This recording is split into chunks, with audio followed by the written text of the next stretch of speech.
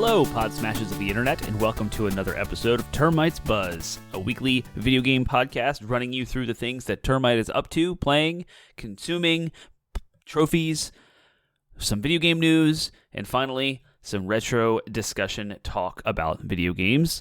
We are, like I said, a weekly video game podcast. You can find us over at 80bitpodsmash.com. That's our landing website with links to all of our social media outlets, Facebook, Instagram, Reddit, Twitter, as well as our Discord server. And you can find links to our RSS feed, so you can find this podcast on Spotify, Stitcher, iHeartRadio, Google Play, and Apple Podcasts, etc. So without further ado, I am your host, Termite, and today we're going to be hitting up some things about E3 and what I've been up to in the retro space. But first, what am I playing? I am extremely excited about Final Fantasy Theater Rhythm Final Bar. It's supposed to come out February 16th. It is on my fantasy draft that I am doing with 80-Bit Podsmash and The Flock. And the demo dropped February 1st, 2023. And, of course, I downloaded it immediately and started playing it. 30 songs are in the demo. This is a rhythm game. The Theater Rhythm franchise has been around for a while. There's a couple of entries on the 3DS, and I played Curtain Call, which is the second of the two entries on 3DS.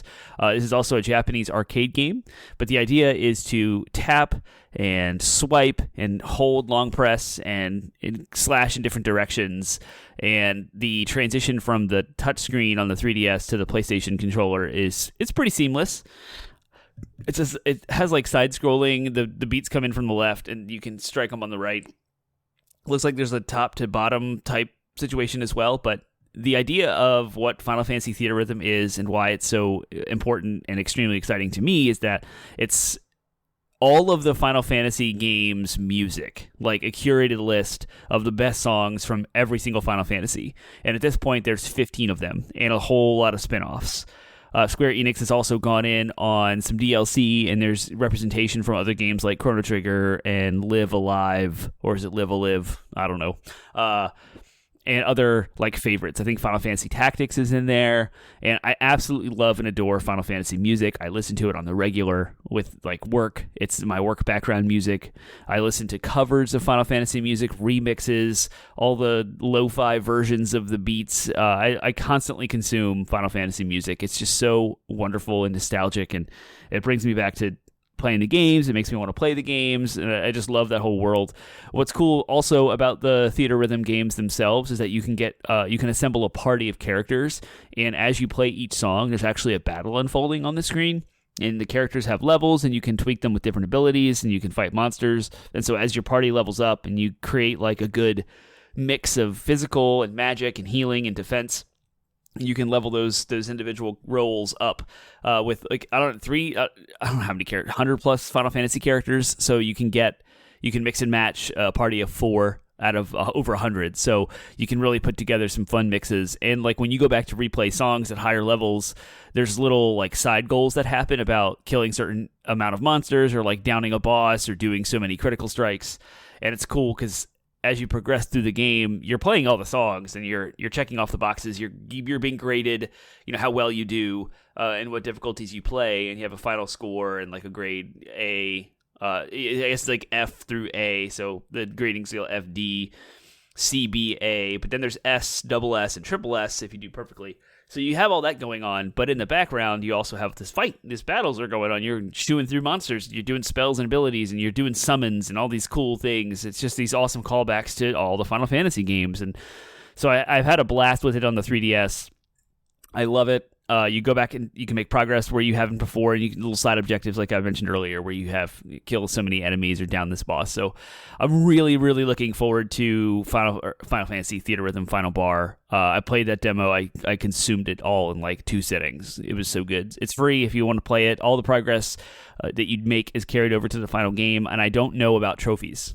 I've scoured the internet looking to see if there's like, this is a Nintendo Switch game and a PlayStation 4 game, and some games on the Nintendo Switch especially have like an internal achievements list to that game. Like Bayonetta 2 and 3 specifically, and maybe even 1, have like an in-game reward system where it's like you've collected all of the collectibles in this level, or like you completed these chapters, and in the game it will like check those things off for you. And those are obviously like analogous to what an achievement or like a Steam achievement, an Xbox achievement, or a PlayStation trophy would be. Well, Final Fantasy Theatrhythm Final Bar also has that internally, and so like I unlocked some of these like feats is what they call them, and I hope those are tied to trophies, and I hope that when I start playing the actual game that I will get them, because like progress carrying over, that's great. I've unlocked some characters, I've leveled up some characters. That's the progress I have made. I am totally willing to start over if there's no trophies here and just start from scratch when it comes out. I have done an unprecedented Termite move. I'm usually against pre-ordering games until at least the review scores come out. And I am also a physical person, like a physical game media person. I'd like to have the disc on my shelf because things like we'll get into later, storefronts shut down, DLC is removed from different places, and like I like to have it all on disc so that way it's always there, it's mine, and I can trade it, return it, sell it, buy it, however I want to do. It's mine, and I can touch it, and I can see it on a shelf. So I have done two things that are unprecedented for Termite, and that is I have pre-ordered the digital version of Final Fantasy Theatrhythm. I also, this is the third thing that's unprecedented for me, I never buy the upgraded versions of stuff. I always buy the cheapest version of the game, and then decide later if I want to add DLC on my own ad hoc. Well, I upgraded to the premium version that has all of the DLC in this game, and it comes with an extra 27 songs for digital release only, which is kind of what made me do it. And so I want everything. I want the whole package. I want everything that this game is ever going to have. This is going to be my favorite rhythm game. I think it's going to push me all the way through the rest of the year, and I hope onward as new content drops that I'll continue to be excited about it and play it. I want to get good at it. This is like, I did that with the 3DS. I got really excited. I'm really into it. I played a little online with friends, and I bought some DLC packs and things years ago. So I plan to do that with this. I'm all in on Final Fantasy Theatrhythm Final Bar, and I cannot wait till February 16th when it comes out. And I'll have it at, I guess, midnight or whenever it goes live because I pre-ordered it digitally. So that's cool. Along with that, it's February, which means Termite needs to get 2 more platinums to continue the goal of getting 24 platinum trophies a year. And I did. I got platinum number 92 and in the books. It's the first one for February. And that was an interesting little thing happened. As you know, last year, PlayStation unveiled their tiered PlayStation Plus system. So there's PlayStation Plus Extra and PlayStation Plus Premium. And with the Premium package, you get access to some classic games. So they've ported some PlayStation 1, PSP games over. And what they've done that's kind of strange is a PSP game dropped, and this is the one I got the platinum in, Super Stardust Portable. And that's the PSP version of Super Stardust. And the game had come out and didn't have trophies. Later, there was an update, and they added the whole trophy list, including a platinum. And with these with the emulator or whatever they're using for the port, like you can do the save states like you can do with other like Nintendo Switch Online services with the N64, Super Nintendo games. In Nintendo games, you can do save states, you can do rewind, and so they have all those features in these PlayStation 1 and PlayStation Portable PSP titles. So with the Super Stardust Portable, you have access to the save states and the rewind. So I immediately went in, and I love Super Stardust. I have played the PlayStation 3 version, the PlayStation Vita version, the PlayStation 4 version, and now the PSP version. So if you look at my PS Plus or my PSN profiles page, you can click on Super Stardust Portable because it's the top of the list. I just got the platinum for it. And then in there, it lumps all of like PSN profiles has this feature where when you click on one game, it'll grab, there's a separate link on the side of the page where it'll pull every game from that franchise together in one page. So you can see like your progress across the whole franchise. And you can see all of my trophy progress across all 4 of these Super Stardust Portable games. It's a game made by Housemarque, of course, of Returnal fame. And I love Returnal, and I went back to experience Housemarque's games back when I did the developer profile of Housemarque with Penguin in our 80-Bit Podsmash page, which you can go find that. You just Google Housemarque 80-Bit Podsmash, and you'll find the episode. I was inspired back then to start playing all of Housemarque's games, and so like Dead Nation, and I haven't played Alien Nation yet, and I played what is it called? I want to say Nex Machina. Is that really what it's called? It might be. And of course, Super Stardust, I was obsessed with and super love it. It's a big arcade game, top down, kind of a twin stick shooter. You play as a little airplane ship and you have to defend planets. And there's 3 different types of weapons, and those types of weapons are effective against 3 different types of environmental structures that you break down as asteroids come in. You need to destroy them. If you bump into them, you die, so you have to get them out of your way, and destroying them, you get upgrades. And, of course, there's enemies and bosses and such. And you are scored in Housemarque's famous, like, multiplier structured scoring system. So the longer you go without taking hits and dying, the higher your score will get because of a multiplier that increases.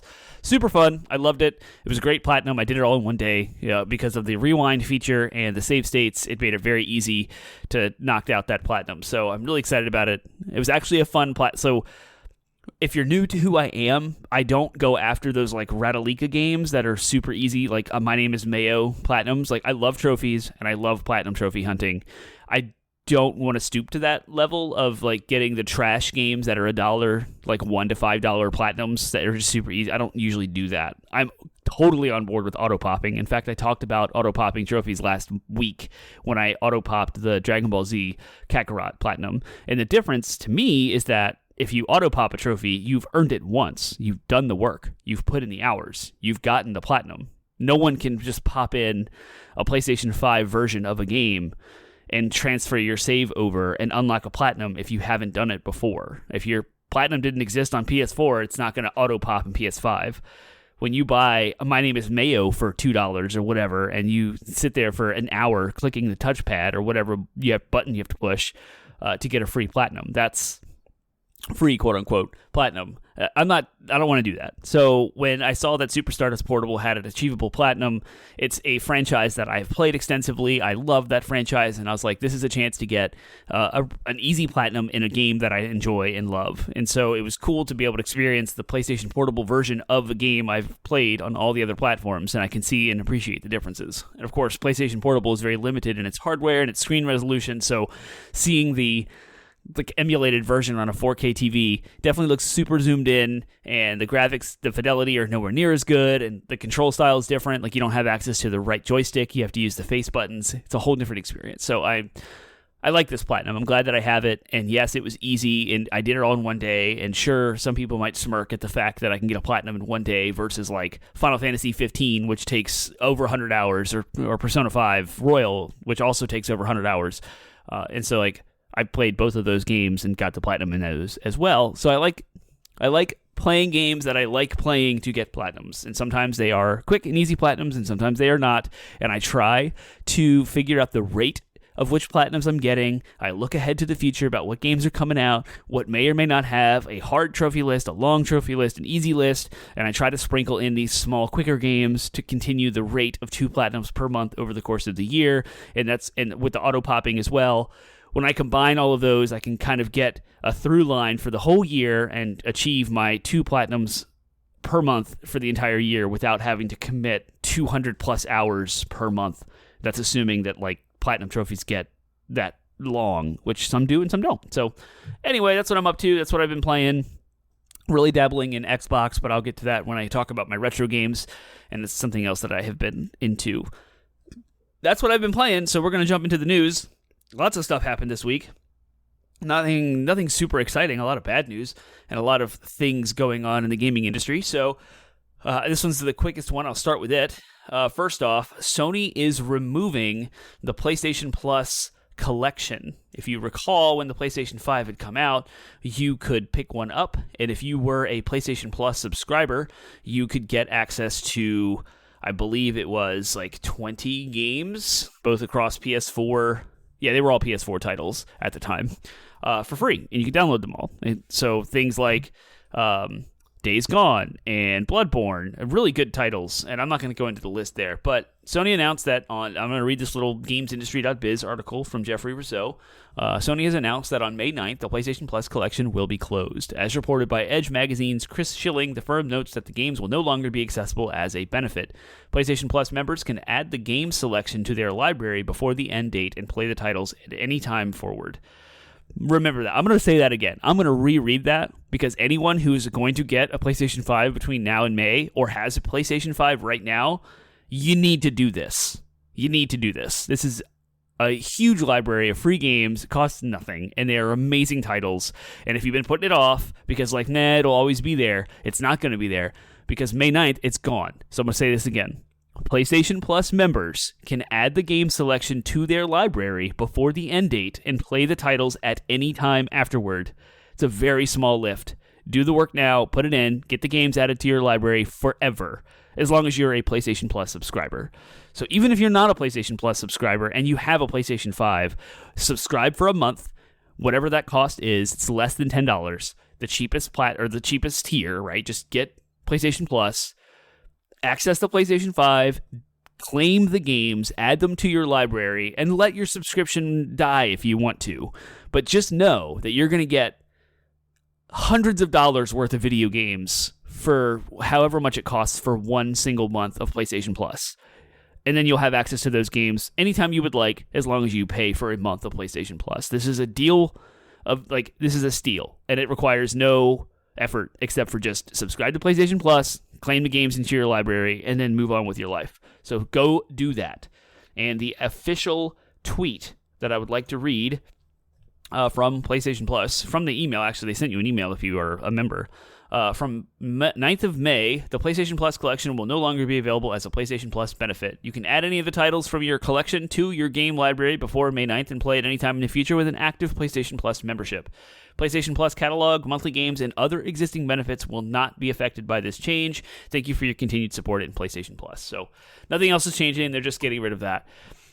Supporting this narrative that Sony is trying to lock up their loose ends and continue to nickel and dime its consumers, and whether or not all that, you can speculate for days about what's going on. But this just makes logical sense. A couple of things have happened in the last. PlayStation 5 has been around for 2 years.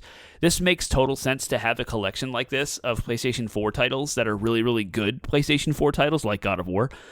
When you're launching a brand new console, it's really hard to put enough games on that new console to make it to make people feel like they're getting any value out of a $500 console. Of course, the enthusiasts like ourselves, people listening to this podcast, maybe not, are going to buy PlayStation 5 day one, or are going to be at least interested in it. But the masses, like the major masses of people out there, are not going to want to jump from their current PlayStation 4 to the new PlayStation 5. So something like this is very, very enticing, and it helps bridge that gap. Like, oh, I can get this PlayStation 5 for $500, and I know there's going to be a lot of games in the future for it, but right now, it also gets me access to these, 15 to 20 titles that were really, really good PlayStation 4 games, and I can get them for free. So now that the PlayStation 5 has been out for 2 years, there is a extensive library of games to play on the PlayStation 5. It makes sense that Sony's going to stop offering this, because this objectively costs Sony money to support. So now that they're cutting that, they're no longer going to be losing money on those titles, as people will probably go buy them. So it makes sense that Sony doesn't want to do that anymore. It's been 2 years. There's enough stuff out there. You don't need to entice anyone. You don't need to sell the PlayStation 5 anymore. It kind of sells itself now with the library of games that's out there, and it continuing, right? So PlayStation 4 stuff is diminishing. Cross-gen titles are going to diminish. Things are going to support the next gen, the current gen, whatever you want to call it, more and more as we go on. And so I just think this makes logical sense. And it's not just Sony being money grubbers or tight with trying to nickel and dime customers. I just think that this is just time to sunset this benefit, and it makes perfect sense to me. I don't know how y'all feel about it. Please let me know in your feedback. But yes, this objectively removes value from the PlayStation Plus subscription and from the PlayStation 5 purchase that you make. It is what it is, and it's time to move on. That's just how it is. So that's happened. That was announced this week. Next up is a huge deal about E3. So if you recall, E3, of course, missed a couple of years because of the pandemic, at least the in-person event. ReedPop was a company that did some of the Star Wars showcases in the past, took over the planning of E3. E3 is usually done entirely by the ESA, the Electronic Software Association. I think Entertainment Software Association. I can't remember acronyms. So ReedPop took over. It was announced last year that was happening, and this is their first in-person event. With that, we know it's happening in person. It's happening in June, the LA Convention Center, as it always does. But it was announced this week that, or at least leaked, I think someone had reported, that Xbox, Sony, and Nintendo are all not going to partake of or participate in E3. What? We're going to have an E3 in the LA Convention Center, first time in person after the pandemic. Big celebration in games, huge opportunity, and the big three are not going to be in there. So here's some history. What is going on? What is happening? Is E3 even relevant? There's so many questions about E3. So first off, I'll lay down some history because Termite loves gaming industry history. Back in 2018, Microsoft famously announced that they will be in the Microsoft Theater down the block from LA Convention Center. This was E3 2018. So Microsoft already separated themselves, and so this is precedented, right? That was 5 years ago, 2018. And Xbox and Microsoft have been there ever since. So the 2019 E3, they were also there. And what E3 is the LA Convention Center has booths, like any other convention would, and Microsoft removed their entire their whole presence from that and down the street somewhere else. So if you wanted to see anything from Microsoft or from Xbox, it was still part of E3, like the E3 badge would get you into the separate physical space, but they weren't there where everyone else is. Also, and famously in 2019, Sony announced that it is also not going to be at E3. This was prior to the pandemic. This was Sony saying, nope, we're not doing E3 anymore. And Sony has got a long history of doing all kind of different types of things with expos. They had the PlayStation Experience, if you remember PSX, back throughout the PlayStation 4 generation and PlayStation Vita. And they've always done some kind of their showcases with PlayStation-centric thing. In fact, that's how the PlayStation 4 was announced, showcased off during the PlayStation 3 era. So Sony's always had its own thing going, and when it removed itself from E3 in 2019, it kind of replaced their presence with these state of play videos that have coming out, and so they started taking the Nintendo model of doing the Nintendo Directs, and they've moved on since. That's what they've been doing since. Of course, the pandemic locked everyone at home, and they've continued the state of plays, and that's what we get. It's like occasionally the CES, Consumer Electronics Show in January every year. Sony has a presence there, but not at E3. And then Nintendo, it skipped its first in-person E3 show 4 years. In 4 years back, when did that happen? The company felt like it didn't have enough. This year. I'm sorry. Nintendo backed out this year for its first time in 4 years. Because the company feels it doesn't have enough major releases to showcase to justify its typical E3 presence. Now, if you listen to Kit and Krista and their podcast, Kit and Krista used to be the Nintendo Minute hosts, and they broke off Nintendo. They left and started their own kind of podcast video brand. They do vlogs and such. Kit, of the two, said more information is probably going to come out about this. It's not completely fleshed out as to what Nintendo's doing because Nintendo and the ESA have always been tight, just like with Microsoft. They're on the board. They support ESA. They support E3. So I don't know what this means. Nintendo's presence at E3 was never a showcase, or at least it hasn't been for a while since the Nintendo Directs started back in the 3DS and Wii U era. Nintendo never had a keynote speech. They always just had the Treehouse presence at E3 and the big giant Nintendo booth with like a crazy... They would usually just go all out with like decorations and marketing, and so that you'd have like I remember the Breath of the Wild space specifically with the huge bokoblin back in 2017, and they would just showcase that one title, and they've done that with Splatoon, like the launch of Splatoon 3. They had a huge expo center, I think it was last year, before Splatoon 3 had come out, and they had like tournaments on site. They did it with Smash Bros. Too, and so Nintendo's always had a big booth presence there, just not the keynote like live speech thing. And they would always do the Nintendo Treehouse where they would run through all the Nintendo titles that were coming out, and they would run through the journalists and bring them in, and the journalists would interview Nintendo spokespeople about each title, and they would show gameplay footage and such. So it seems like Nintendo's backing out of all of that. But if you recall, a couple of weeks ago, there was speculation that Legend of Zelda Tears of the Kingdom was going to be Nintendo Switch's last title.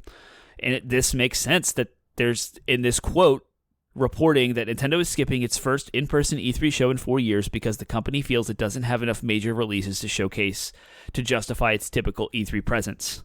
That lines up, right? These are all like speculative leak kind of things. This is not Nintendo actually reporting anything. This is just the journalist work that's going on internally and articles going online that I can consume and read. But this lines up. Right, so Tears of the Kingdom is the last big Nintendo Switch title. It comes out in May. E3 is in June. So what's after that? What's happening? Nintendo might not be ready to show the next hardware, the upgrade, whatever the next piece of hardware is going to be, whatever the Switch 2, the Super Switch, whatever we want to call it. So they're not going to be at E3, which probably means we're not going to see a hardware announcement at or around E3.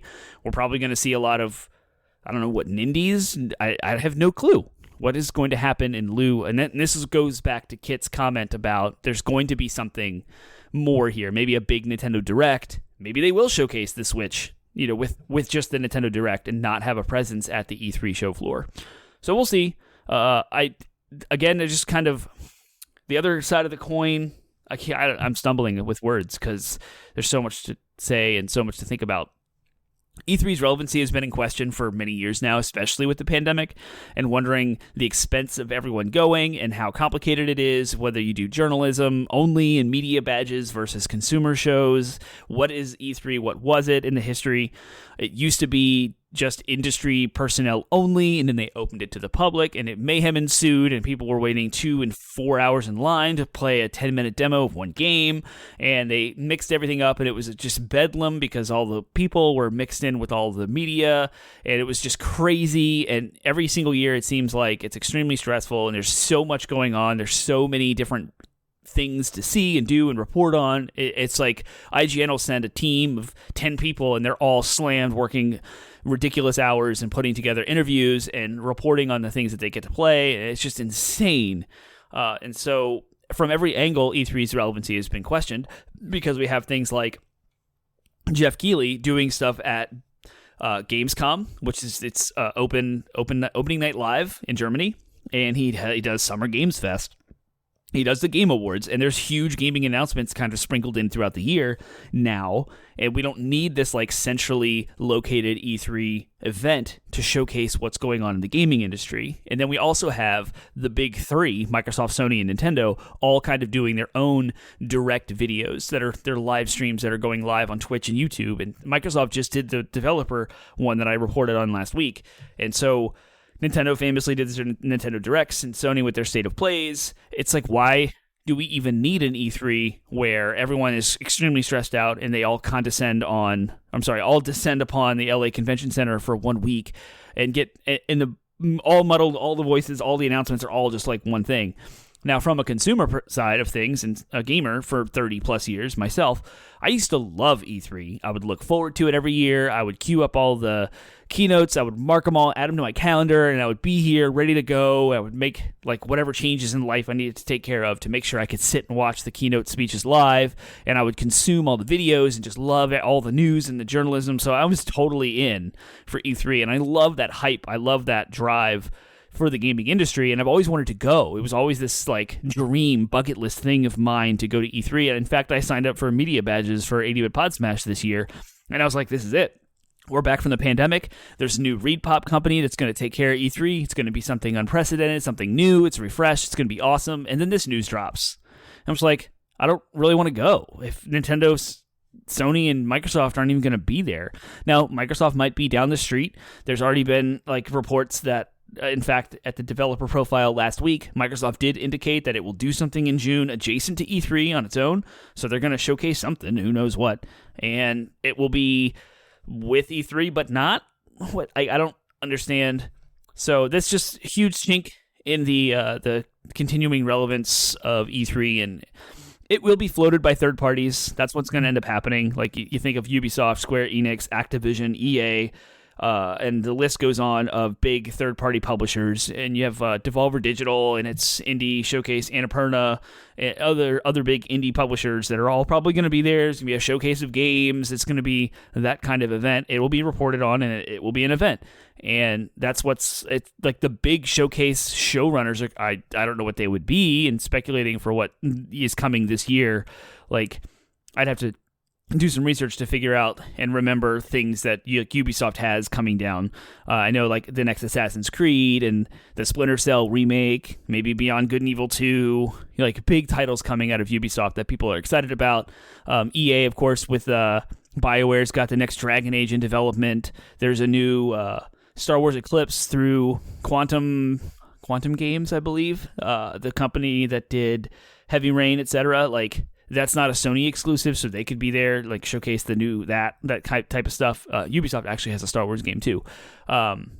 So that kind of thing will probably be what keeps E3 afloat for this year and makes it interesting and like make people want to stay and watch and maybe go and play some of the new experiences that are coming.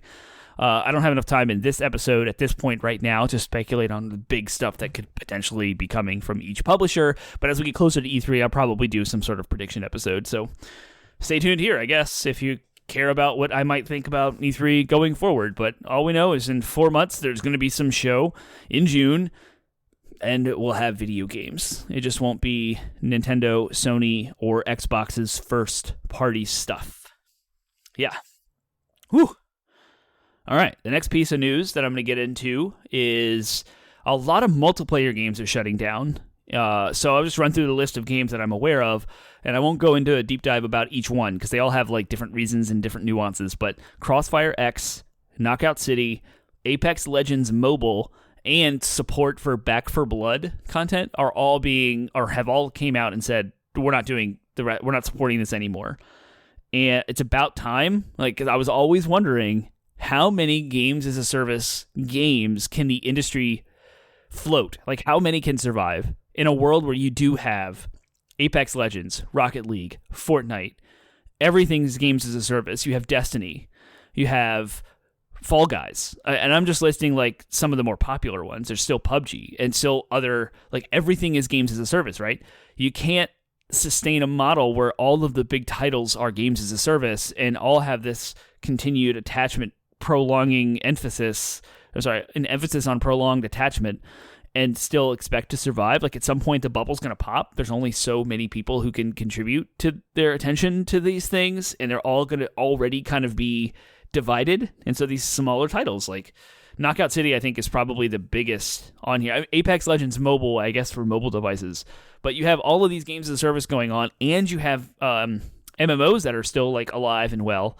It just seems like it's too much. It's crazy. And it makes sense now that post-pandemic, when people are going back to work and people are going back to their lives, back into the offices, back and returning, they're just going to have less time to play these types of games as a service. So I imagine there's been a decline, this is my speculation, in attachment rate, or like engagement, I should say, with these titles.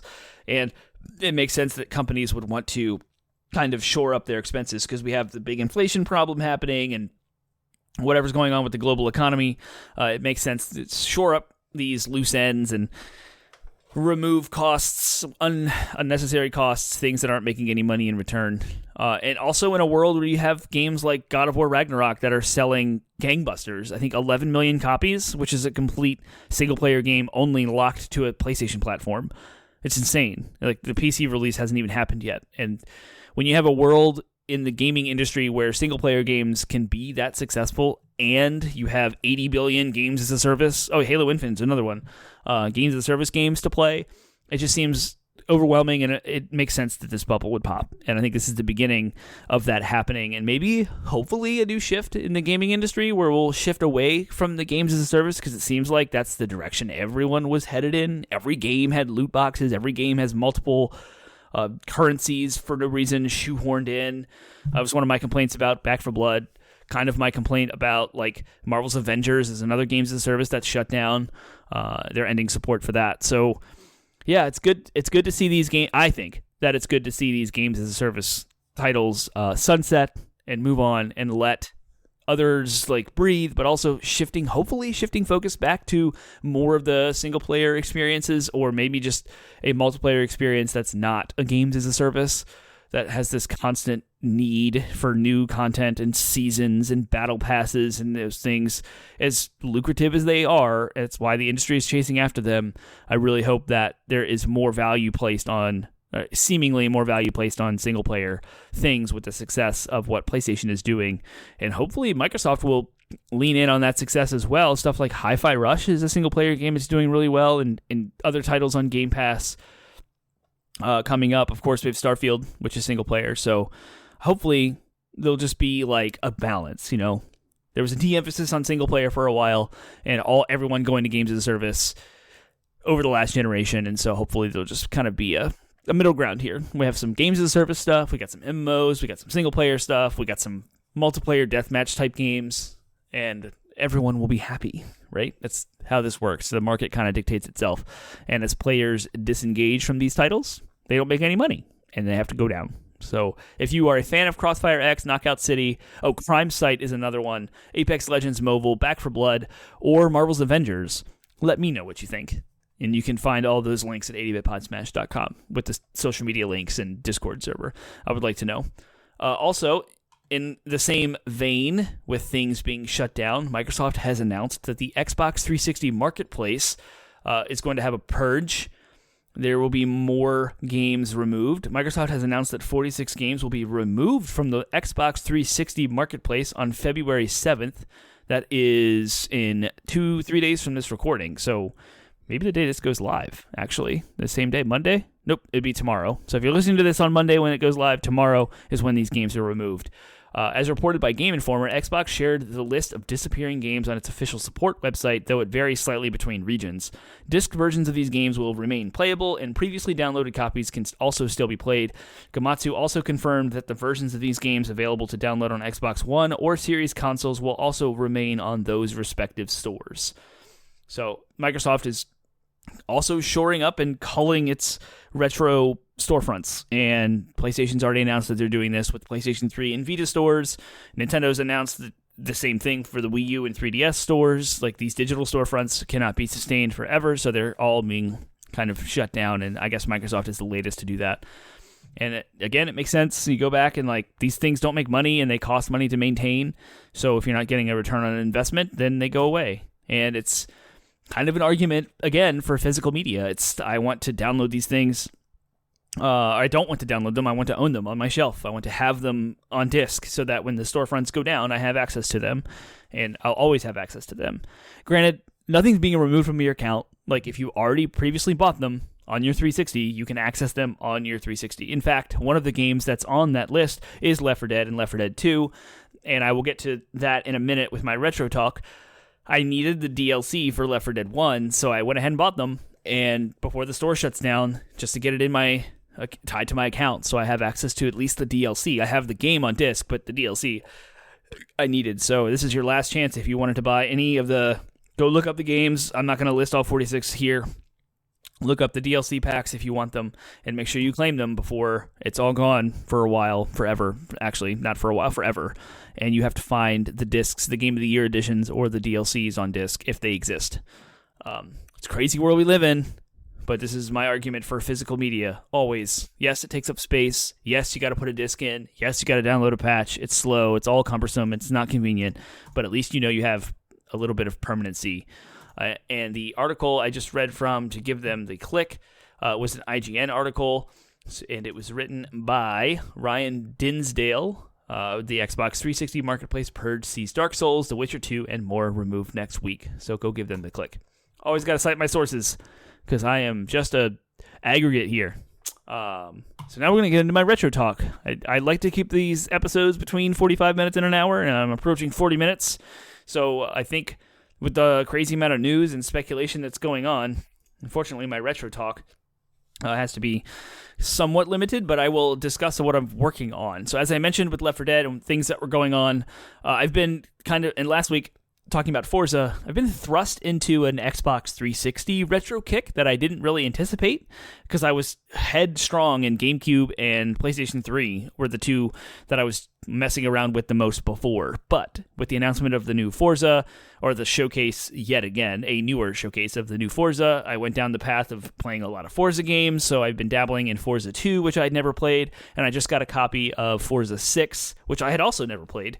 And so I've been dabbling in those games and appreciating them and learning about what they brought to the franchise and the medium of racing in general, and trying to distinguish. I'm still learning, but trying to distinguish the difference between each Forza, because Forza 5, which I have not played, but I have a copy coming in the mail, Forza 5, 6, and 7 are all Xbox One, and they all, to me, just seemed like the annual franchise. So they kind of muddled together the same, it's just more Forza, which is like what Madden is, or like what NHL, FIFA, those types of sports games that are annualized. I equated that to like Forza, and I think I've sold myself short back when those games came out. Like, I'm playing Forza 6 this morning, and it's awesome. It's fantastic. And I've played 7, so this is going backwards by 1. And they all emphasize different things, and I'm still trying to get my thoughts together about what is unique or different about them. And I know Forza 7 is the newest one. It's the most advanced. It has all the like dynamic weather. You can play the same track at nighttime, daytime, rain or shine. Forza 6 has like a track and then either night or day or rain or sun separated, so they never change. So you like, and not every track is available in every time of day and every weather system, so 7 kind of fixed that. That's just one minor example of what's different between 6 and 7, as well as the physics engines and like some of the graphics and things, what cars are there. It's been fun. So I love racing games. I love motorsport games, racing simulators. I'm really excited about PlayStation VR 2 having Gran Turismo 7 support, and I will be talking about that on here when it comes out on the 22nd. But anyway, so I've been in Xbox world. And the newer Forzas on Xbox One are not retro. But what is retro is Xbox 360. And what I've been doing, which was the Left 4 Dead LAN party.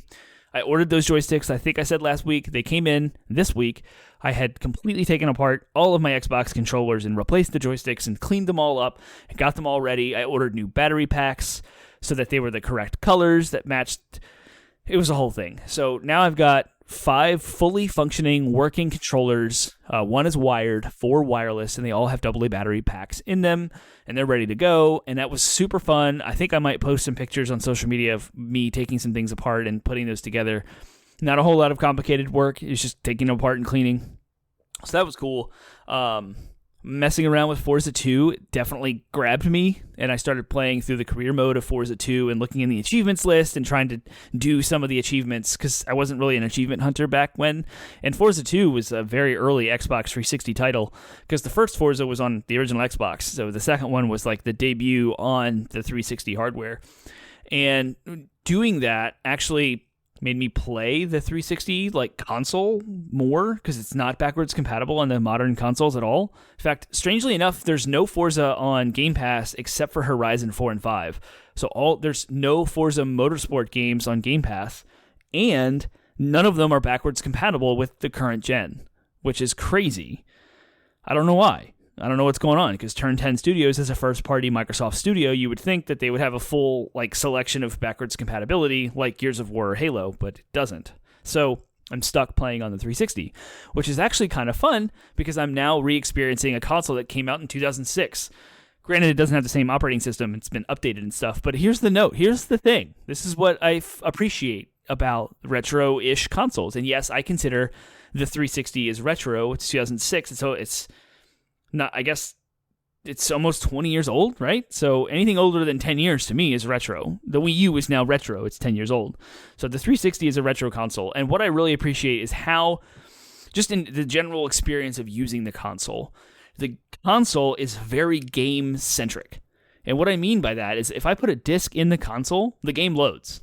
Like, it doesn't prompt you for anything, which is different. You don't have to sign in, and it doesn't prompt you to install, and it doesn't start downloading a patch. The game just loads right off the disc. Boom, you're in the title screen.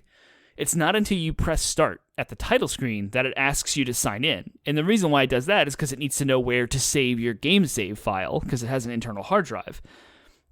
But I just love and appreciate how different that is from modern consoles today. So today, if I buy a game on PlayStation 5, throw the disc in, I have to install it before I can even launch it. And yes, there's like a little threshold for when it's playable. Like a small chunk has to be downloaded first before it's even playable. I've never experienced like knocking the console off the internet and trying it, but I do know that there's an install period off the disc and there's a patch that's downloaded. So if I take it off the network, I imagine the patch just doesn't get downloaded, but the disc still needs to be installed on the hard drive, a certain amount of the data before I can even play it. And it's very different from back then. Back then, you put the disc in, boom, the game's up. And I'm seeing the title screen right now. It's not asking to download a patch. It's not asking me to sign into any service. So, of course, when it prompts you to sign into your account so it knows where to save your game, if there is a patch, if that account is an Xbox Live account, it will then prompt you like, oh, there's an update available to you. You want to download it. You don't have to. You can just hit cancel and keep playing. It's wonderful. It's so game-centric. It's such about the gaming experience, and I never even knew it was something lacking in modern consoles today. Now, today, of course, we have ridiculously fast load times and an incredible amount of internet connectivity support. Xbox Live back on the 360 is very limited compared to what we have now. We have all of this like streaming and live play and all of the things you can do online with your console, Discord interactions and all the stuff like voice chats and parties. And this is more like the 360 was more primitive in those features, but it was so game centric, and we've lost that. It kind of makes me sad. Like it was a really you go back to even the original Xbox, PlayStation 2, and GameCube, and it was the same thing. You put the disc in, and the game loads. You have memory cards, of course. Or with the Xbox, you had an internal hard drive, so you still had to like figure out where to save your game. But we really have lost that with the with the PlayStation 4, Xbox One generations in future. It's just now we have to sit and wait for games to install and patches to download, and it's like licenses tied to your account and all this other stuff. It's like, it was annoying. It's annoying now, and now that I'm aware of it, it's even more bothersome. It's like, let me play my game. I bought it on a disc. Just put the disc in and play it. You have to plan ahead. At least I do. Like whenever I buy a game, I usually try to buy them on work days so I can throw it in the console while I'm working. And then by the time I'm done working, it's installed. And then I don't have to think about it. But it is a barrier of entry, even with Game Pass, with the PlayStation Plus Premium and Extra, where you have access to so many games.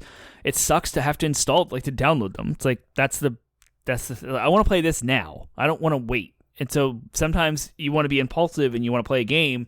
It's only available online or through these subscription services. You don't have the disc for it, and you hit the button to play it, and you have to sit and wait for 2 hours for it to download. And that's not fun. I want to play games. This is like, as a dad, as a full-time employee, as a husband, and someone who is contributing to this community that I live in, I'm a very busy person. And sometimes I only have a half hour to 45 minutes to sit down and play a game. The last thing I want to do is be met with, oh, you need to download this update. You can't play it until you do, because that's extremely annoying. And I want to play the game and not worry about whether things are broken, which is a whole other aspect of this conversation, where like the reason these consoles were so game-centric and would just load games off the disc is because what was printed on the disc was historically done, complete. It didn't need day one patches. Today we've entered into a world of broadband internet and fast, that we can just be loose with our patches, and like every single game has a day one patch, and so you have to download the patch to get all the bug fixes. Like what's on the disc is broken. It's annoying. Let's not when a game goes gold, it means something entirely different today than what it meant back then in the early 2000s. In the early 2000s, you had a complete experience. It was on the disc. You could take your console, not connected to the internet, and just play it.